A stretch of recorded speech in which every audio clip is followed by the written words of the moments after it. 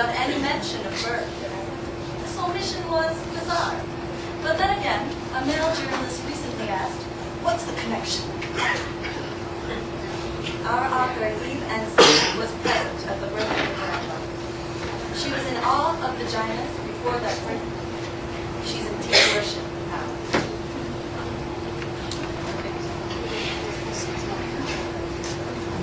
I was there when her vagina opened. We were all there, her husband, her mother, and I. And there was this nurse from the Ukraine who had her whole hand up in her vagina, just feeling and turning with her rubber glove. And she talked casually to us, like she was turning on a loaded faucet. I was there when the contractions made her crawl on all fours, made these unfamiliar moans, not those moans, unfamiliar moans leak out of her pores, and still there later when she just screamed suddenly, wild, arms striking out in the electric air.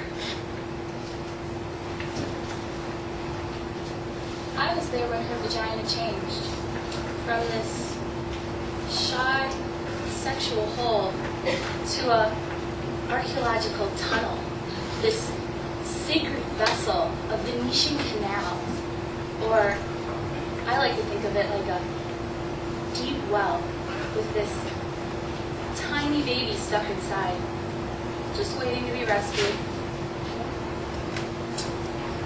I saw the colors of the vagina. Oh, they changed.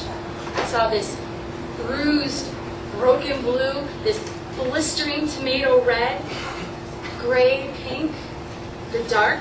I saw this perspiration along the edges. It was blood.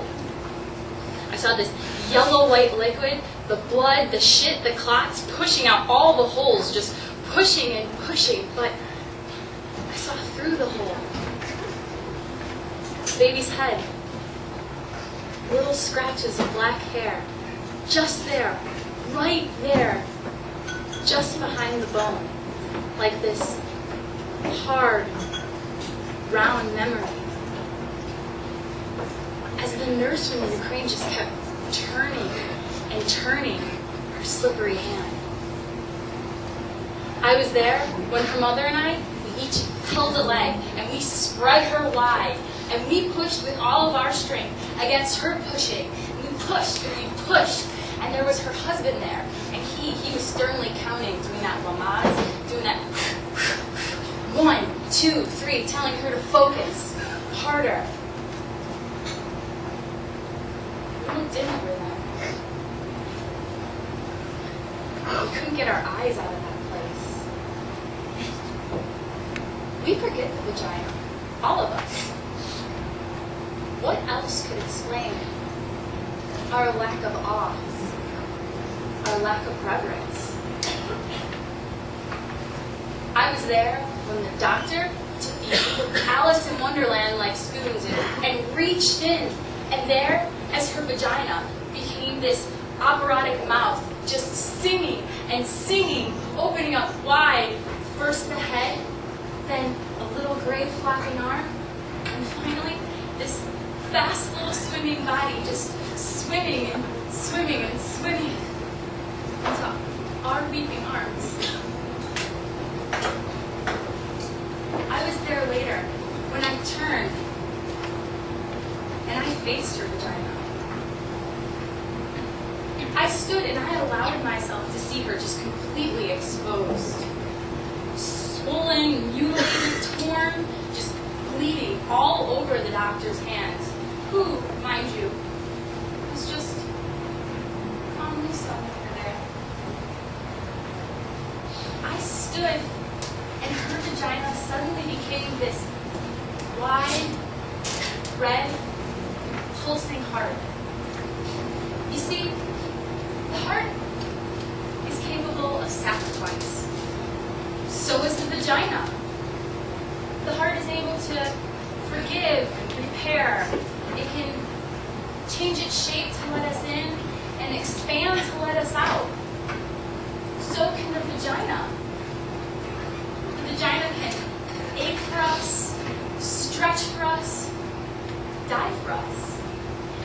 lead us into this difficult,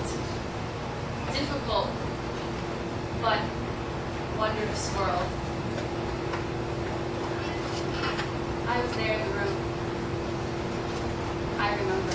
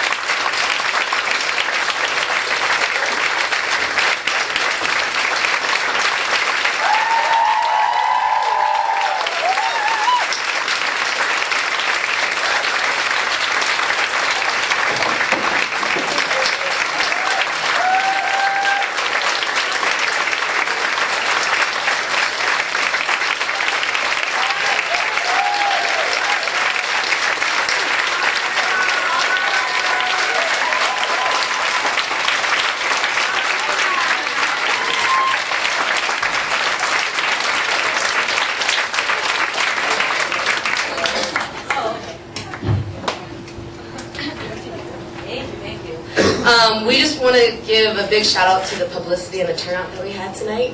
The Grand Narrative, Korea Bridge, Facebook, Busan Haps. This is better than we could have expected, so we really appreciate your support. And don't forget there's an after party at Eva's after. Oh, and Busan FM, Vinny Cisco, Oh, and right. Petra. Because wow. Thank you guys so much for coming. This has been a wonderful journey for all of us, and I hope that it was for you guys too. Thank you.